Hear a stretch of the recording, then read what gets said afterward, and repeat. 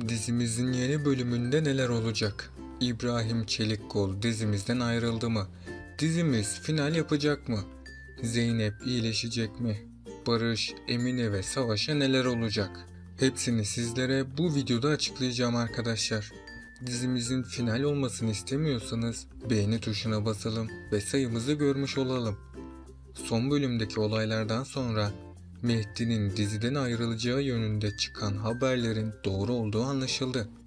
Zeynep ile Mehdi'nin ilerleyen bölümlerde tekrardan bir araya geleceği düşünülürken böyle bir ayrılık hepimiz için sürpriz oldu. Bundan sonraki süreçte dizideki olaylar Zeynep ve Barış üzerinden ilerleyecek.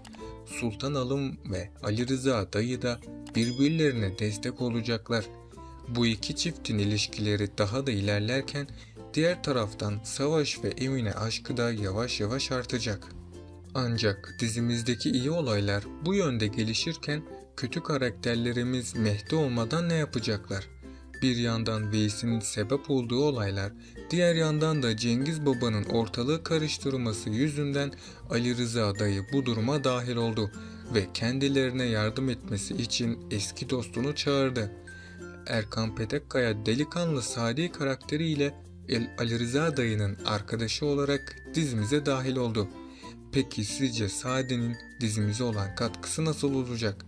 Düşüncelerinizi yorumlar kısmında bekliyorum. Dizimizin yeni bölümünde herkesin hayatı aniden değişecek. Çünkü hatırlarsanız en son Mehdi'yi öldürmeye çalışmıştı Cengiz. Ayrıca Cengiz, Zeynep ve Barış'ın evine silahla saldırı düzenlemişti. Ayrıca bu kötülüğü Mehdi'nin yaptığını göstermeye çalışmıştı. Zeynep'in aradan çekilmesiyle Mehdi tek başına kalacak. Nuh ve Cemile ise Mehdi'ye veda edecek.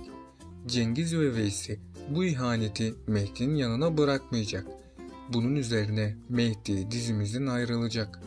Mehdi'nin kızı Müjgan ve ablası Cemile ile yeni bir hayata başlayabilir. Önümüzdeki bölümlerde Barış ve Zeynep'in düğünleri olacak. Ama Zeynep ve Barış'ı çok büyük bir tehlike bekliyor. Çünkü daha tam olarak Cengiz olayı çözülmedi. Zeynep ve Barış'a düğün gününde bir zarar gelebilir. Zeynep dikkatli olmazsa düğün gününde silahla vurulacak.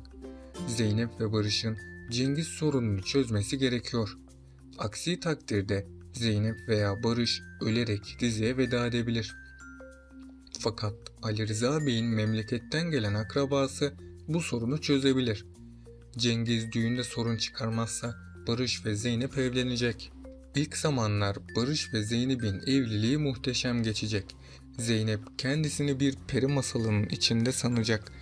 Barış yıllardır annesinden göremediği şefkati Zeynep'te görecek. Bu yüzden ikisi birbirlerine defalarca kez söz verecek ve asla birbirlerini terk etmeyeceklerini de belirtecekler. Ama sonrasında her şey birdenbire kabusa dönüşecek. Çünkü Barış Zeynep'in kendisiyle ilgilenmediğini fark edecek. Barış artık bu duruma tahammül gösteremeyecek. Zeynep'in davranışlarını her gördüğünde sinirlenecek. Ardından Barış Özlem'in haklı olduğunu fark edecek. Barış bunun üzerine Zeynep'ten ayrılma kararı alacak. Zeynep de ikinci darbeyi Barış'tan alacak. Zeynep Barış'ın boşanma davası açtığını duyunca çok üzülecek. Zeynep Barış'a neden kendisinden boşanmak istediğini soracak. Barış Zeynep'e sorumluluk duygusundan kurtulmak istediğini belirtecek. Zeynep de bu sözler üzerine oradan ayrılacak. Zeynep'teki bu hüzün büyük bir travmaya dönüşecek. Hatta Zeynep'in psikolojisi bozulmaya başlayacak. Eğer bu konuda Zeynep'e yardım eden olmazsa Zeynep kendi canına kayabilir. Çünkü Zeynep yaşantısının getirmiş olduğu yükü kaldıramaz hale gelecek. Ama Zeynep'in ailesi asla onu yalnız bırakmayacak. Barış ilerleyen bölümlerde Zeynep'ten bir çocuğu olmasını isteyecek. Ama bu isteğini Zeynep'e nasıl açıklayacağını bilemeyecek. Çünkü Barış Zeynep'in kendisini yanlış anlayacağından korkacak. Bu yüzden Barış bir süreliğine daha bu isteğini Zeynep'ten saklayacak. Daha sonrasında Barış bu acıya dayanamaz hale gelecek. Sonunda Barış bir karar verip Zeynep'ten bir çocuk istediğini ona söyleyecek. Zeynep ise Barış'ın bu isteği karşısında ne yapacağına karar veremeyecek.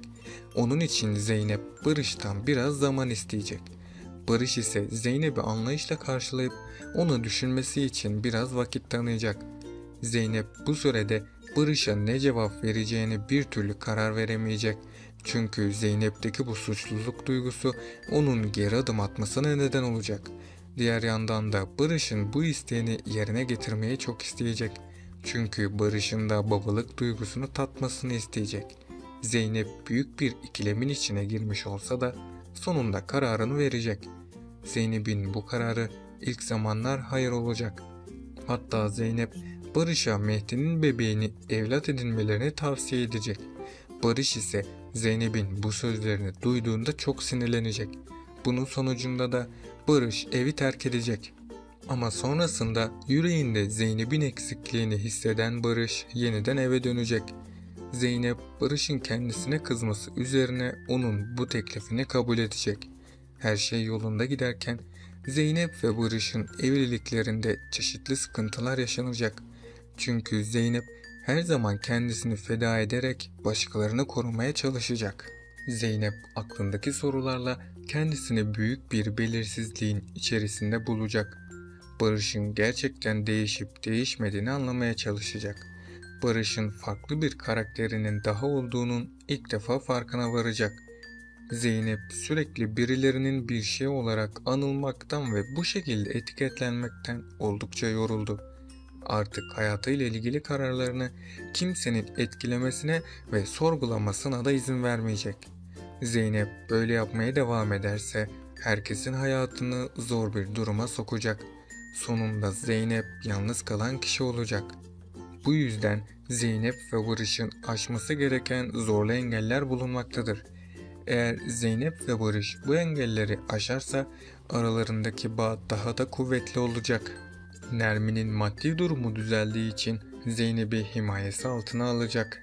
Sakine de Zeynep'in Nermin'i seçmesini asla kabullenmeyecek. Bu yüzden Sakine her zamanki kararlılığını devam ettirecek. Sakine bu yolda Nermin Hanım'a büyük bir savaş başlatacak. Nermin Hanım dikkatli olmazsa bunun sonucu ağır olabilir. Çünkü Sakine sinir krizleri geçirip Nermin'e bir zarar verebilir. Bu nedenle de Nermin Hanım hayatını kaybedebilir. Sakine Nermin'e zarar veremediği için yine duygu sömürüsü yapacak. Yani Sakine Zeynep'i yine bir seçim yapmaya zorlayacak. Zeynep suçluluk duygusundan dolayı iki annesini de seçmek isteyecek. Nermin de artık Zeynep'in bu tavırlarına dayanamaz hale gelecek. Bunun sonucunda da Nermin Zeynep'i terk edecek ve Zeynep de bu duruma çok pişman olacak. Evet, bu bölümün de sonuna geldik arkadaşlar. Bunun gibi videoların devam etmesini istiyorsanız kanalıma abone olup bu videoyu beğenerek dizimize destek olabilirsiniz. Sonraki videolarda görüşmek üzere, hoşça kalın.